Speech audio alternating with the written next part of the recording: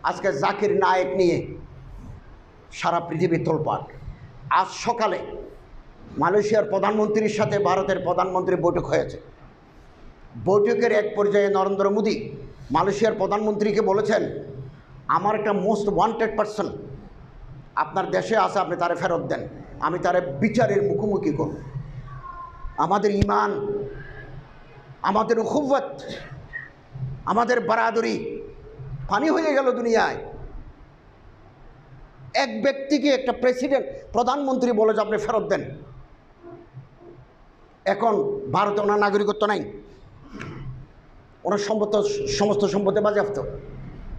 ওনারা মালয়েশিয়ার কোনো কথা বলতে পারবেন না, রেডিওতে, টেলিভিশনে, জনসভায়, সেমিনারে কোনো কথা বলা যাবে না। কেবল ঘরের ভিতরে থাকবেন, খাবেন। বেরও করে দিতে পারে, তার আরপি বাতিল হয়ে যেতে পারে। কানাডায় ওনারা ভিসা দিচ্ছে না, ইংল্যান্ড ভিসা দিচ্ছে না, সৌদি আরব থেকে বের করে দিয়েছে। দুবাইতে ওনার পিস টিভির স্টুডিও আছে, দুবাইতে ওনার স্থাপনা আছে, ওখান থেকে ওনারা বের করে দিয়েছে। কি কারণ? কারণটা কি? উনি আহলে হাদিস, উনি ইহুদির এজেন্ট, উনি খ্রিস্টানের দালাল, উনি জঙ্গি, উনি টাই পড়েন, শার্ট গায়ে দেন। এগুলো হচ্ছে স্থূল কথা। যাদের দিমাগ মোটা তারা একথা বলে থাকে মাত্র। কেন জাকির নায়েক সারা বিশ্বের জন্য আজকে চ্যালেঞ্জ হলো? কেন? পিছনে অন্য কারণ আছে। এই কারণের পিছনে কেউ নাই। বড় বড় কিতাব লিখেছি, ইহুদির দালাল জাকির নায়েক, এ সমস্ত কথা আমরা বলেছি। হক কথা বলার লোক নাই। জাকির নায়েক তাকাবুল আদিয়ানের মাহের, scholar on comparative study of religion. বিভিন্ন ধর্মের উপরে তার পড়াশোনা আছে, যেটা আমার নাই, আপনার নাই। হিন্দু ধর্মের ভিতরে কি আছে, মনুতে কি আছে, শ্রীমদ্ ভগবতে কী আছে, রামায়ণের ভিতরে কি আছে, কোন পৃষ্ঠায় কি আছে, gospel, Talmud, new testament, old টেস্টামেন্টে কি আছে উনি জানেন।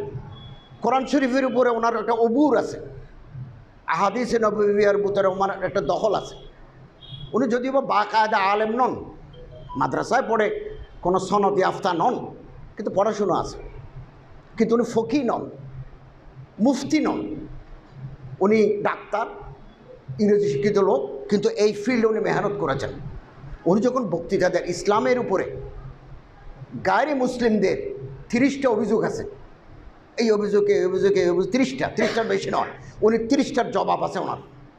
ফলে উনি যখন কোথাও কোনো বক্তৃতা করেন, কেউ এতারাজগুলো তুলে ধরে তিফলি মক্তবের মধ্যে তিনি জবাব দেন। মক্তবের বাচ্চাদের যেভাবে মানুষ শিখায়, এভাবে তিনি জবাব দেন। এবং তিনি সর্বশেষ ভারতের গভর্নমেন্ট খেপে যাওয়ার কারণ হচ্ছে, এখন তো হিন্দুত্ববাদী সরকার। ভারত এখন নতুন সংবিধানের সংশোধন করে বলা হয়েছে, পৃথিবীর কোনো দেশের কোনো হিন্দু যদি নির্যাতিত হয়, এই নির্যাতনের যদি দলিল থাকে, ভারত তাকে নাগরিকত্ব দেবে। নাগরিক, পৃথিবীর যে কোনো জায়গায় কোনো হিন্দু যদি অত্যাচারিত হয়, এটা যে ডকুমেন্ট থাকে, তাহলে ভারত তাকে নাগরিকত্ব দেবে। এই জাকির নায়েক সাহেব বলছেন হিন্দু ধর্ম বিকৃত হয়ে গেছে, হিন্দু ধর্মের মূর্তি পূজা নাই, কোথায় আছে দেখাও। এটা বলার কারণে তারা মনে করলো হিন্দু ধর্মের গোড়া তো শেষ হয়ে গেল।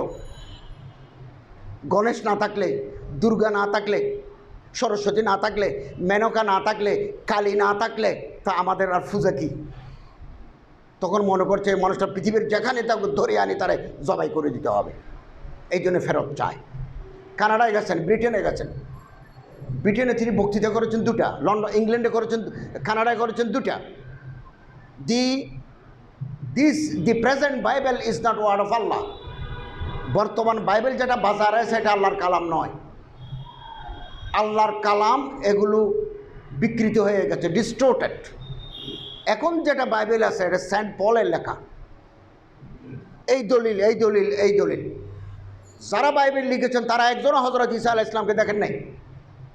ঈসা আলাইহিস সালাম 40 বছর বয়সে মারা গেছেন। 27 বছর পর্যন্ত ওনার জীবনের কোনো কাহিনী নেই। তো ওনার এগুলো লিখলো কে? এই সমস্ত 1 নম্বর দলিল, 2 নম্বর দলিল, 3 নম্বর দলিল জন্য promise this Bible is the word of Allah, the Quran is permanently word of Allah. একথা বলার পরে সামনে যারা বিভিন্ন গির্জা থেকে আসছেন, তারা জিপ জিব্বা কামড় দিয়ে রাখলো। ও মা, এটা কি কথা বলে, এটা তার শুনে নাই। এই মানুষ যদি কানাডায় বক্তৃতা করতে পারে 3 মাসের ভিতরে, তো কানাডায় এই সাইজ শেষ। অতএব এই লোকটা যেন আর না ঢুকে। অতএব ডক্টর জাকির নায়েক তো মুসলিম উম্মার সম্পদ।